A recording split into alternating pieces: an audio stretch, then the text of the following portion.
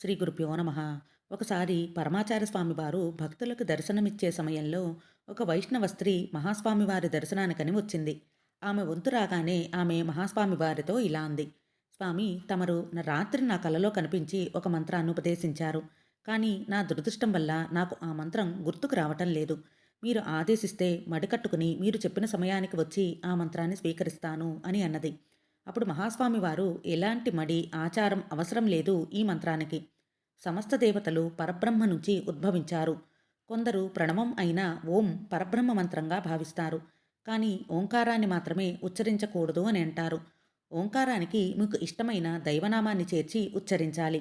అంటే ఓం నమశివాయ లాగా.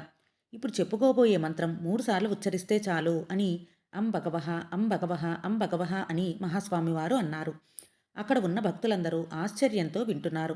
స్వామివారు కొనసాగిస్తూ, ఈ మంత్రాన్ని ఎవరైనా ఎప్పుడైనా పారాయణం చేయవచ్చు. కానీ ఇది ఏ శాస్త్రంలోనూ లేదు.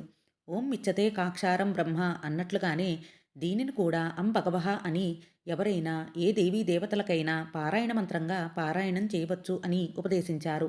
అంబగవహ అంటే భగవంతుడు అక్షర స్వరూపుడు అని అర్థం. శ్రీమాత్రే నమః.